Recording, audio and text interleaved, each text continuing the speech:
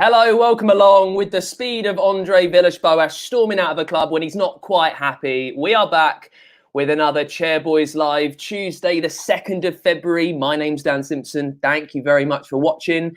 Now, look, let's get it out there. A tough day on Saturday.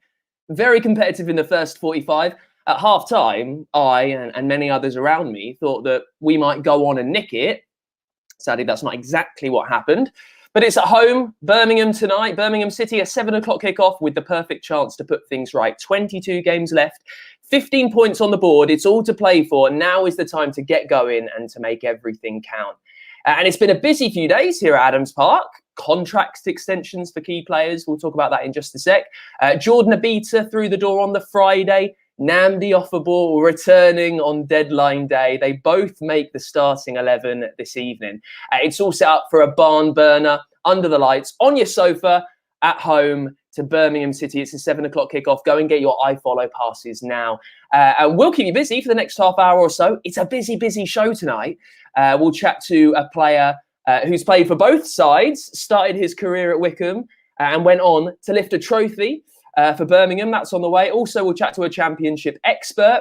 Sadly, he's a Birmingham fan, but he's coming on in a little bit. And you can hear from Richard Dobson as well ahead of his 500th game. Now, very quickly, before we start properly, let's just take a moment, sadly, to remember the Sandy Durban, a proper club legend, passed away the other day. Sandy devoted so much of her life to the club. She was a trust and a club director. She was kind enough with her husband, John, a few years ago to give me a lot of time for an interview when I was working on a uni project. She showed me around. She took me into the director's box. She was always the first face, pretty much, that you saw when you came through the Adams Park gates. Always there with a warm, welcoming smile, trying to thrust a programme at you. Always a nice, kind word as well. She was an absolute club legend. Remember, it's not just the people on the pitch that make the difference. And at this club, more than any other. So listen, I know it's a school night, but join me in raising a glass. This is water. I've got this to do. Join me in raising a glass to the almighty Sandy Durban. She will absolutely be missed. So right, let's get cracking. First, let's get the team news with Tom Baldwin, who is at Adams Park today, lucky enough to be there. Hello, Tom. Good evening, Dan. How are we doing? Yeah, I'm very well, mate. How are you? Yeah, I'm doing very well. I would actually just like to echo your thoughts on Sandy, a brilliant person, and she will be missed. Yes, exactly. Well said, Tom. Now, listen, we can see the starting 11 ticking down underneath the screen. Two big arrivals that come straight in. Talk us through the 11, Tom. Yeah, so good evening from a relatively warm Adams Park, actually, tonight, as we can take on Birmingham City. I'm delighted to be back as we play this month, we join February in quite an interesting position. We play 8 games this month, and in 4 of the games we play 19th or below in the table. So it's a very important month, this one. And that starts today as we play a Birmingham side who find themselves 20th in the table. We, of course, beat them in the reverse fixture in a thrilling comeback at St Andrews, coming from a goal down. The goal scorers that night were Scotty Kashket, and Fedon Yadima would claim the second, or Odnenyima, as a popular pronunciation amongst some sports commentators on some sports broadcasters. And we come into this game on the back of a good first half of football against Brentford. You were there, Dan, where Uche Ikpeazu ran the show for most of the half, scoring that worldie of an effort after driving past those Brentford players. And of course, Matchday got his first in the Chairboys shirt as well. It was very strange because we started. I thought we started a little bit iffily. They scored, then we came roaring back. And as I say, me at half time, I was chatting to people around me who thought that we could go on and nick it. And then I think the penalty call our minds and our legs went at the same point. But, you know, it's one of the only times, if you look at who we are in the Championship, if you look at the money that we've got behind us, it's really one of the only times that we've been blown away so far this season. So I don't think we need to pay too much attention to that. And Gaz is better than anyone at kind of getting the boys back on track again. Yeah, I completely agree. And coming into this Birmingham fixture, Birmingham had a bit of an iffy away form during the entirety of the season. But sadly, recently, they've sort of turned it around a little bit, winning 3 of the last 5 away games. And in terms of players to look out for Birmingham, I think it's Jeremy Bella who's at the top of the list. He's got 7 goal contributions this season. And John Terrell's on the bench, and I thought I'd give a quick shout out to him because I did live next to him. He's formerly at Barcelona and Arsenal and was a very nice neighbour, I do have to say. But obviously, you do mention there, you do mention this fun fact for that one. You do mention there that Gareth is amazing at coaching and getting the best out of his players. And talking about the best out of the players, we have some new recruits. So let's start with Jordan Abita, who comes in from Oxford. He's played 15 times this season. He scored 1 goal against AFC Wimbledon. He's 27 years old and he's a left back, and he joins on a 2.5-year deal. Gareth Ainsworth actually said midweek that Jordan's got great experience at this level and is a player we've always been really impressed with. He's quick, got great delivery, can do both sides of the game, and he'll be a really, really important addition to the squad. So he'll be adding to competition at left back. And as for our final signing of the transfer window yesterday evening, he pretty much needs no introduction. One of our promotion-winning heroes, Namdi Ofabor, joins again on a loan to the end of the season. The story of Namdi continues, and I, for one, am absolutely ecstatic. He only scores screamers, thinking back to the goals against Fleetwood and MK and Fleetwood in the playoffs, that was. And he will play a huge role again in the middle of the park. And Gareth actually said about Namdi that he's fantastic to bring him. He's really happy to bring him back. He's a fantastic player. And there were lots of clubs interested in him. And he's got all the attributes to become a top-class central midfielder, as we saw last season. Yeah, very excited to get him back. I know. I think he's off to Rangers next season. So it's also quite nice to know that he's here and he might not be here forever, which is pretty good. Also, news of some new contract extensions just come through from Rob at wwfc.com. Talk us through those, Tom. Yeah, exactly. Rob Couhig wrote a letter to the fans or addressed to the fans. It's on wwfc.com, as you mentioned there, if anyone wants to read it. He has a look he speaks about the outlook of the club. And if you missed it, I'm delighted to say that Gareth McCleary, Ryan Tafazoli, Curtis Thompson and David Wheeler have all extended their contracts through to next year and beyond. And I would really encourage anyone to read that letter. It's a fantastic letter. And also check out the live updates from the game today if you can't watch it on iFollow. There you go. Get your iFollow passes now, Tom Baldwin. Thank you so much for joining us, mate. Cheers. Now, almost 10 years ago, Richard Dobson was a youth team coach for the Chairboys. He had to step in to fill the breach of the assistant manager position when Martin Cool left. He agreed to do that to the end of the season, as is so often the case. A decade later, he's still here. He's been one of the masterminds, along with Gareth Ainsworth, that has taken the Chairboys all the way up to the Championship. And ahead of his 500th game tonight, he's been chatting, catching up and reminiscing about the last decade. Matt Cecil. Dobbo, tonight is the night of your 500th game as assistant manager. It sounds a big number. I bet it feels a long time as well. Well, not really. Time flies. 500 games has passed so quickly, and you look at longevity in football and building football clubs, and to think that people get 6 months or less at times to build something is just, you're not giving them a chance. It's incredible. Fortunately, I've had that time to build and to get to know the club and the way the club operates, and it's been great to be a big part of that journey for 14 years nearly 10 years as assistant. Yeah, I remember you joining the club in a youth capacity back in 2007. I think I bumped into you in the canteen back then, and you surely can't have envisaged what was to come. Obviously the closure of the academy, and ultimately you're an assistant manager at a championship club without that youth structure really beneath you, but working with some outstanding professionals and colleagues as well. Yeah, you never have a crystal ball in football to see into the future and understand what that's going to look like, so you take every day as it comes and you're grateful for every day you have in the game. From my perspective, that's the way that I work. You try and be the best person you possibly can be on the very next day, and hope that keeps you in a job a little bit longer. The nice thing is we have had that security here, and it does give you a chance to look a little bit further afield, because you know that you've got people here that are supporting you and backing you all the way, as we have over a number of years now. Yeah, you talk about longevity and those around you as well. David Waits has been here for 6-7 years, having worked here previously. Kean the same, the gaffer obviously longer.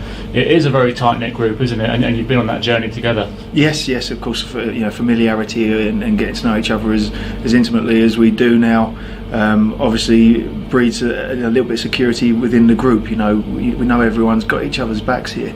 It's a real tight-knit group, and you had the likes of Lee Harrison coming back and Sam Grace, who was in working with the academy, and straight away there's a nice familiarity and friendship there that obviously benefits the club and the working group, as it were. So without a doubt, a wonderful environment, full of great people, and I extend that beyond the staff into the playing group, who I think are a wonderful group of individuals to represent the club, and then further afield into the fan base and those that work in the shadows, if you like, at the back of the club, that don't get the recognition that they always deserve. And of course at the helm as well, I think you've worked under probably 5 or 6 different chairmen, I make it, but at the moment with Rob and Pete being a very hands-on part of the club as well, it's been a tumultuous couple of years, hasn't it, with those guys at the helm, but what a journey it's been in that time. Yeah, it's been good. You hope when new owners come in that they don't want to change everything, and to their credit, what they've done is that they've had a good look at the club, they've looked at the people within the club, and they've gone, these are the right people for the job here, we're going to support them, and they've supported us superbly well. So we couldn't have asked of any more from them. They're really good people on top of that, but they've run the club shrewdly. Coming into this division, it's easy to go splashing the cash and trying to make a real fist of staying in what is a very tough division, but they've looked longer term. They want to protect the club longer term, and I think it's been shrewd from their point of view. And also it's exactly what the supporters want. They want a club that's going to be here for many, many years to come, not one that's scrimping and scraping at a time where so many clubs are living sort of hand to mouth at the moment. I think we're far better off for the experiences of the last year and the ownership that we've got. Let's look ahead to tonight's game. Birmingham was one of the games where you were at the helm back in November during Gareth's absence. A wonderful night that night. That must give the boys confidence that we've done it once, we can go and do it again tonight and banish the memories of game 499. Yes, yeah, I enjoyed that. I really enjoyed that time. It was a good period. To have a little bit of control for once within the games is something that you don't get as an assistant manager. So that was a enjoyable time for me. I'm still reeling from Saturday. That was a tough one to take, and certainly at half time I never expected that scoreline. In fact, with what the instructions that we gave at half time, I could see us going on to win it. So that was a tough 45 minutes to take, and one that we've had to work through yesterday and turn it into a positive going into today. But we've got no choice but to turn up tonight. We've let too many people down at the weekend, and we spoke about that. And tonight's a new game, it's a new day, and we've got to go and give it our best shot. Finally, you mentioned the fans. We lost someone very dear to the club over the weekend, somebody I know you've had many conversations with and many laughs down the years, in Sandy Durban. Yeah, what a sad loss to this football club. When I talk about people that work in the shadows, she was one of those that did so much for the club behind the scenes, and always done with a great smile and a vigour for life, and she'll be sorely missed. And I just want to say to John Durban, somebody I've come across a lot and has always been a staunch supporter of ours, that having given the support that he's given us, if I can offer any kind of support to him, and even if it's picking up the phone and having a chat or whatever, then I'm here for him. And I'm very sad that we've lost a wonderful person in Sandy. Top man. Dobbo, congratulations on 500. Here's to the next 500, eh? Thank you. One of the real astute, smart, philosophical thinkers of the game, Richard Dobson, with yet another fantastically glowing tribute to Sandy Durban. Now listen, 22 games left for the Chairboys in the Championship. I'll be honest, because of where we are, I kind of don't really look higher than 18th. So let's find out what's happened around the league this season. With Gabriel Sutton, he is a pundit. He's the presenter of the EFL Fan Show as well. Gabriel, thanks for joining us. No problem, Dan. How are you keeping? Yes, I'm very, very chipper. Thank you. Now, listen, as I say, 22 games left. I've been focusing on the bottom. It's been a very crazy season in the Premier League, notably so many different leaders week on week on week. Have we seen similar insanity in the Championship this season, mate? I suppose so. I think a lot of people have felt that maybe the absence of fans, which I'm sure has affected Wycombe Wanderers in particular, and of course the volume of games with the Saturday, Tuesday at even a more extreme rates than we've seen normally. I think that has affected things a little bit, and maybe we haven't seen some of the Championship's great teams from past, like a Wolves in 17-18. But I think Norwich have obviously been very good, I think, and look very close to replicating their achievements in 1819. And I'd also point out someone like Reading, just down the road from yourselves, who have also been fantastic under Vladko Paunovic. Looked like a really complete side, and yeah, they've been fantastic this season. So I think it's been a really interesting season. I think sides like Bournemouth and Watford haven't been playing particularly well of late, and I think that's opened things up a little bit. But yeah, I do think that the unique circumstances of this season have maybe affected things to some extent. It's interesting you say Reading there. I'll be honest, when we played them away, it was a Tuesday, the midday ski in October, and we lost 1-0. I couldn't believe it. And it was right on the back of them, winning 7 in a row, whatever they did. I could not believe that they were top. I thought they were pretty pants. But it is nice to see when you've got the Premier League teams, Watford, Bournemouth, Norwich, when they've come down and some are doing well.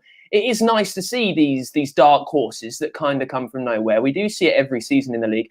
Who else has caught your eye this season, Gabriel, that maybe might make a good go of it and do the famous late season surge? Well, I don't know about a late surge, but a team that's really impressed me has been Barnsley, because they've been quite bold with their recruitment strategy. They've looked a bit further away in terms of recruitment. They've looked in the Austrian and German market and generally found quite a lot of value there. They've got a very high, intense pressing game under Valerian Ismail, and from that perspective, I think it's been very impressive from them. But yeah, so they're a side that certainly caught my eye. In terms of others, I think Middlesbrough under Neil Warnock, there's been a very quick turnaround there. And Blackburn, I think, have a very good chance of finishing in that top 6. Yeah, I mean, Blackford being fired by Armstrong, I mean, they've got a really good chance. And then at the other end of the table, I mean, we are down there, as many saw at the start of the season. But also we're surrounded by teams that might be a little bit of a surprise. So like Nottingham Forest, Derby. Derby with Wayne Rooney in charge. Well, what's happening at those two clubs? Why are such, big championship teams kind of dropping down, and now they're at risk of plummeting to League One? Sure, yeah. I think you would normally have Derby and Nottingham Forest among, the playoff conversation most seasons. So it certainly is a bit of a surprise to see them down the bottom. I think with Nottingham Forest, they've certainly got better defensively under Chris Hughton, which was why I'd be inclined to say that they might just stay up, depending on whether, a couple of the additions they've added in midfield, James Garner and Kravinovic, can maybe give them a bit more craft and creativity to kind of open teams up a little bit more. Derby, of course, had a terrible start to the season, but they've turned things around under Wayne Rooney. So it's going to be really interesting to see what happens. Rotherham, I would have put down there as very likely to go down, but in the last few weeks, they put in a fantastic performance at Middlesbrough, really where they won 3-0 and could have went 4 or 5. So that was a real statement of what they can do there. Midfield's starting to come together a little bit more in recent weeks. So there's a little bit more heat perhaps on the sides that are just above the relegation zone. Birmingham, I'd probably put Blues into that category, and maybe Coventry and QPR as well. And transfer deadline day yesterday, Wycombe making sensational waves, bringing back Namdi Offerbor, and Jordan Abita has come in from Oxford, which is always good news to take from then. What else has happened in the league? I mean, in the Premier League, I know I asked this earlier, but it's been a bit crazy, and people didn't spend as much in the last month as they had before. What were the big movers in the Championship, Gabriel? Well, in the Championship, Bournemouth have made a massive signing of Pearson from Preston North End, which I think is a very important addition for them, because their midfield has kind of disintegrated a little bit in recent weeks. There's been lack of sort of tenacity in there, and I think Pearson could make a big impact there. And they've also added Shane Long, who's very experienced, very much a strong runner. Jason Tyndall hasn't really gone with the strike partnership of Sam Surridge and Dominic Slamke that's kind of worked for them at times this season, but maybe he'd be more willing to go with someone like Shane Long, who's got his pedigree. So I think Bournemouth have done some very important late business, really, that's certainly quite eye-catching. Obviously, Derby made 5 signings 5 signings as well, including Lee Gregory and Ted Mendy, which probably improves their chances. So very busy in terms of deadline day, but obviously I think that the general climate of English football at the moment affects things. But from your perspective, of course, good news on the recent contract as well for players like Gareth McCleary and David Wheeler. I think, sometimes the fans, very good. I mean, McCleary has come in and been almost a revelation in that he knows the league. He's done it before. He's played in the Premier League. He's cute. He's smart, and he's really turned up with some moments, I think. And I think David Wheeler is one of our best players. Consistently pulls it in. If you think he's played pretty much all over the pitch for us this season, really is fantastic. Listen, let's just get to the Blues, because you are a Birmingham fan. Now, back in October, November time, when we got 2 good wins on the bounce, we came to St Andrews and absolutely embarrassed you. How's the season gone so far since then? Yeah, thanks for reminding me about that. I think it's a little bit underwhelming, I think you would have to say. I think in terms of the individual recruitment, there has been some players that have come in that have actually improved the squad. We've got Neil Etheridge, the goalkeeper, won promotion from this level before with Cardiff. Ivan Sanchez, the right-sided forward, is one you'll have to look out for. I think if he can get together his combination play with Maxime Colland, the right back, I think he'll certainly be one to watch this evening. So that's certainly a key area to look at. But I think that the football has been a bit hit and miss. I think away from home, there's been 1 or 2 really high, intense performances that have given fans a lot of hope. But then at home, 10 points from the last 54 or 11 from the last 57 available since the initial restart at St Andrews, which is a little bit disappointing, really. We're kind of hoping that Raheem Harper, who's signed from West Brom, will sort of add something to that midfield, a bit more energy, someone who can link the attacking players into the game. Karanka has also moved San Jose into a deeper centre-back role, although he's playing in defensive midfield tonight. And that's kind of worked for San Jose because he's quite good technically. So, promising signs from that perspective. But I think that there definitely does need to be improvement for Blues between now and the end of the season to kind of inspire a bit of hope that maybe Blues can sort of push towards the top half next season. So is that firmly what's in your mind, Gabriel? There's no risk in your eyes that you might slip a bit further down because you're in that pack that's just away from the teams right at the bottom. Any chance, do you think, that maybe you might find yourself in a real relegation scrap this season? Yeah, I think relegation is a danger. I think sometimes Blues do have that ability to pull results out of the bag, like at Middlesbrough, where you kind of get performances that maybe you weren't necessarily expecting. But I think in terms of the form, it's not been great form by any stretch of the imagination. And there was a period in December where Blues got a 1-0 win at Bristol City and then won at Reading, 2 sides in the promotion playoff mix-up. And I think getting something like back-to-back wins like that would certainly ease a lot of the nerves around B9. But I think there is an outside chance that Blues could get dragged into a relegation battle, especially with Rotherham and yourselves having games in hand. If you win those for Wednesday as well, of course, have picked up. So I think there is that possibility. I don't think it's a bottom 3 squad. I think that individually there's good enough players to get Blues out of this situation, but they just need to gel correctly and have the right formula. And I think that'll come with a bit of tactical consistency. Brilliant. Maybe it's staying in this league and next season doing the job for you. Listen, Gabriel, thanks so much. You can see Gabriel's handle there, nicely put in his name, at Gab Sutton. He's brilliantly worth a follow on Twitter. Loads of really incisive EFL opinions. So, Gabriel, thanks so much for joining us. That's my pleasure, Dan. All the best to Wanderers. Cheers, mate. Yes, all the best. Right, kick off. 20 minutes time, 5 minutes left of us. Get your iFollow passes now. While you do that, we've just dropped a full-length interview with Roger Johnson, Magic Johnson. I had a chat to him earlier on today. It's on our YouTube page, as I say. Go and search for Wycombe Wanderers on there, and you can find it. You can watch it. It's really quite enjoyable. He's a lovely guy. here is a little bit just to whet your appetite of when I chatted to Roger Johnson earlier today. Then you kind of make your name for Wycombe. I know you've been Fans Player of the Year, but you're part of that amazing John Gorman side, which start the season going unbeaten until December. We're scoring goals all over the place.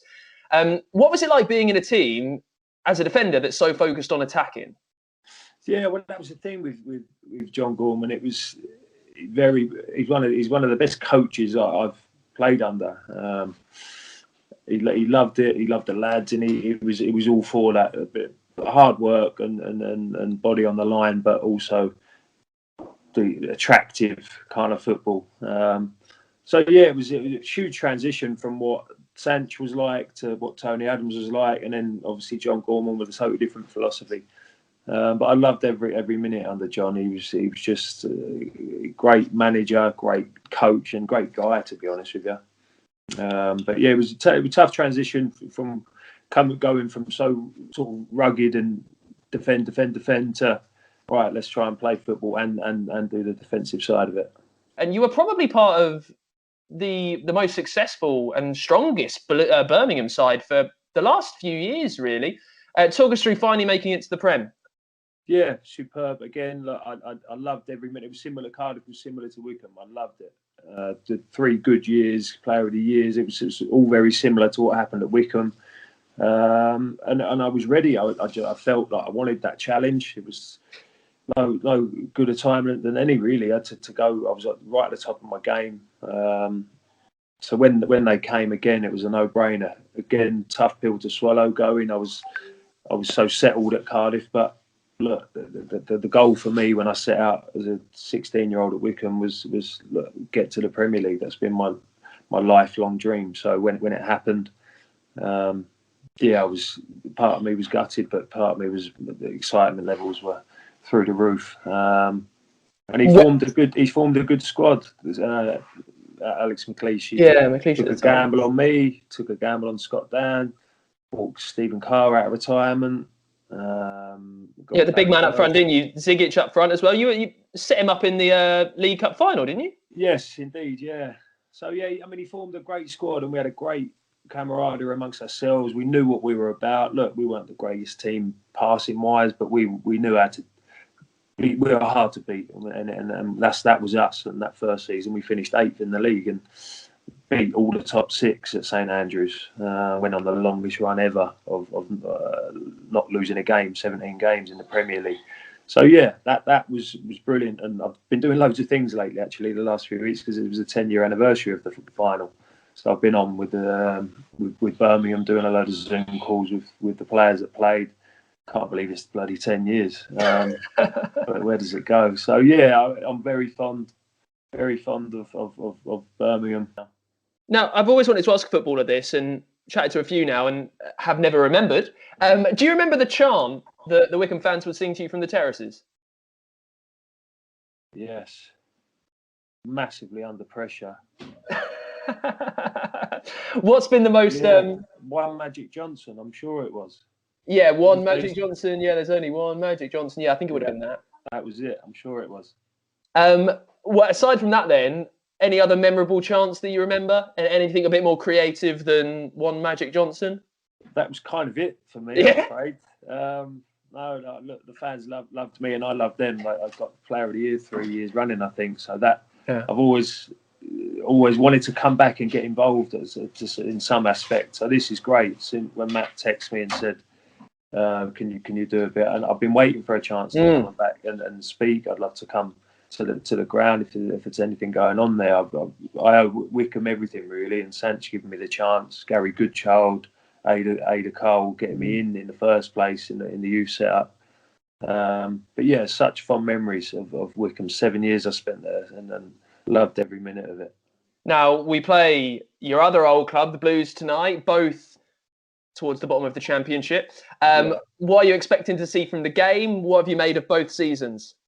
Yeah, well, I've done a bit of work. I actually did the Wycombe game at St Andrews because I do a tiny bit of work for Birmingham with BBC and for their TV channel, Blues TV. And Wycombe got the result that night. Two different performances from first half. I thought it was going to end up 3 or 4 to Birmingham. They were 1-0 down and come out second half and totally turned it around. But yeah, it's very up and down, isn't it? Bad start for Wycombe, clearly, with that long run of losing every game, and then found their feet a little bit. I spoke to Blooms. It's sort of in between that, and it was on the sort of bit where they picked up and they were getting results. I'd love Wycombe to stay in the league. I really would. But games come thick and fast, so they need to start getting some points on the board. And Birmingham are very, very similar. They're there and then they're not. They beat Middlesbrough away and then they come back and play Preston and lost 1-0. Not a great performance. So, I mean, it's flip of a coin tonight for me on both teams. Well, I'm going to make you flip it, and it can't be a draw. I'm sick of people saying draws. What's the score going to be? Wycombe are home. At Adams Park. Oh, I would have gone 1-1, but I'm going to go same result to Wycombe, 2-1. 2-1, yeah, I think that's a very wise choice. We're playing ourselves into form if you forget the last 45 against Brentford. Anyway, Roger, Magic Johnson, thanks for joining us on Chairboys Live. No problem at all. Always a pleasure. And like I said, I'd love to come back and get back in some aspect. If there's anything that's there to do, I'd love to come and watch the lads play. There you go. Magic Roger Johnson joining us on Chairboys Live. And as you just heard, he'd love to do more. So fingers crossed we can get him down at Adams Park when everyone can come back. That is it for this week's Chairboys Live kickoff. Just over 10 minutes away. Make sure you get your iFollow passes now. Thank you very much for watching. Let's hope we can start the resurgence. 3 points today for Sandy. When you get a chance, raise a glass for a true Wycombe legend that we sadly lost this week. And I will see you soon on Saturday. Just over 10 minutes to kick off. Wycombe, Birmingham City. Come on the chair.